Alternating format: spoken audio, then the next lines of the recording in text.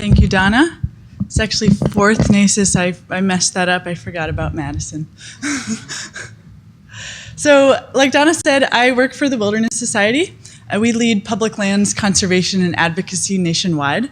And my job is to make maps that connect people with places and keep them informed on issues surrounding the 675 million acres of public land that we all own together. So today I'm going to share some maps I've made to help defend the Arctic National Wildlife Refuge from oil and gas development. And I made them for a very specific audience, which was the US Senate, which was new for me. So here's what you need to know about the Arctic Refuge. It's considered by many to be the crown jewel of our protected areas network. Here it is in northeastern Alaska. Most of it is in the mountains in the Brooks Range, but between the mountains and the ocean is the coastal plain. And that's the biological hotspot, and it's the coastal plain of the refuge that's proposed for drilling. So just to go back, this is what the coastal plain looks like. And if you look really closely, those little dots are all caribou. So the refuge is also the homeland of the Gwich'in people who have been there and been reliant on the porcupine caribou herd for thousands of years. And to the west of the refuge is the National Petroleum Reserve, which is public land managed by the BLM. So you may remember that towards the end of last year, Congress passed a tax plan that is expected to increase the deficit by $1.5 trillion over the next 10 years. And to compensate for part of that, the Senate Energy and Natural Resources Committee, chaired by Lisa Murkowski of Alaska, was asked to come up with a way to add $1 billion in revenue over the same 10-year period.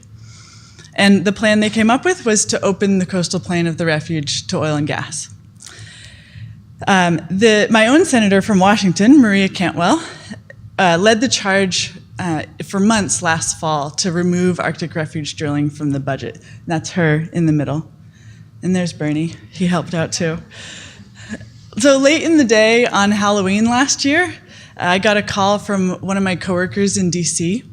Senator Cantwell needed new maps for a hearing the next day, and she was asking us to do it. So I ordered a large pizza delivered to my office and spent that night making the first of what would become a series of maps for Senator Cantwell to support her efforts to remove Arctic Refuge drilling from the budget. Spoiler alert, it didn't work. So the purpose of this first map was to counter one of Senator Murkowski's main arguments, which was that we need to open the Arctic Refuge to drilling for our energy security. And as this map shows, much of the North Slope is already available for leasing. And this gap between what's available and what's currently leased exists because the economics of Arctic oil don't weigh out right now. Oil is cheap. Drilling for it in the Arctic is very expensive. And in fact, 4 days after the tax plan passed, the BLM held a lease sale in the National Petroleum Reserve, and they offered over 900 parcels for leasing. And of those 900, only 7 received bids. And the highest bid was for $15 an acre. So in order to hit the revenue targets that Senator Murkowski says that it will, the BLM would have to successfully lease every parcel in the refuge for 100 times that price. So after that first hearing, I huddled with Senator Cantwell's staff, and we made a list of the main false claims that the pro-drilling side was making. And we decided that in the few days before the next hearing, I'd make maps debunking each one. And I'm going to share 2 of those with you today. So, false claim number 1, the other herds have adapted, so will the porcupine herd. And we're talking about caribou, not porcupines. It's named for the Porcupine River. So there are 4 caribou herds in the Alaskan Arctic. They all migrate, I don't know why everything just turned blue. Thank you. They all migrate out of the mountains and onto the coastal plain in the springtime to calve. And they go there because it's windy, so they get relief from insects, and it's flat, so they can see predators from far away. Good place to have your babies. But because of the arcing geography of the Brooks Range, the coastal plain is really big in the central and western Arctic, and it's really small in the refuge, where the mountains are a lot closer to the sea. And that's where the porcupine herd calves. So when there's been oil development in the central Arctic, like around Prudhoe Bay, those herds have had room to move to other parts of the coastal plain to avoid it. But the porcupine herd doesn't have that flexibility because they're already calving in a bottleneck. So we can't expect them to have the same outcome. So false claim number 2, there will be no impact on subsistence hunting. Research tells us that this is also not true. Impacts of oil development on subsistence hunting have been studied extensively in other parts of the North Slope. And we know from that research that we can expect an effective loss of subsistence use anywhere from 5 to 25 miles around any infrastructure. And so this map shows the expected loss in subsistence use based on the most conservative end of that estimate, a buffer of just 5 miles.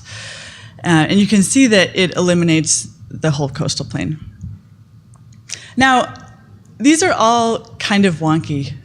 They were for this Senate committee, which was a pretty initiated audience.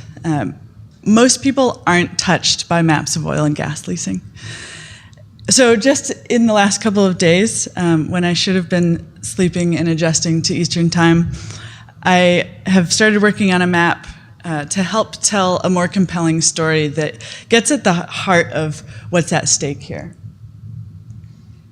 So this is the beginnings of a map for a film we're working on right now about a relationship that has existed for thousands of years between the Gwich'in people and the porcupine caribou herd. So these are the winter, summer, and calving grounds of the porcupine herd, and here's the path of one cow over the course of a full year. So you can see she starts in the wintering range and ends up up on the coastal plain and has a calf, and then, follows her through the rest of the year. So in the coming weeks, we'll be turning this into motion graphics for the film, which will be coming out this winter. And I've adapted all of these for the web using AI to HTML, which I learned about for the first time at NACIS last year. Thank you, Riley. And these will soon live on our new website that we launched just yesterday. So check it out, wilderness.org. So conservationists have won the fight to keep drilling out of the Arctic refuge more than 50 times. But in conservation, you only get to lose once. We're going to be working on this for a really long time, especially in the coming year. And I'm always interested to hear what people find most compelling or least compelling about this issue, because it's part of my job to try to make people care about it. So please, if you have thoughts or feedback or ideas, please come talk to me. I would really love to hear from you. Thank you.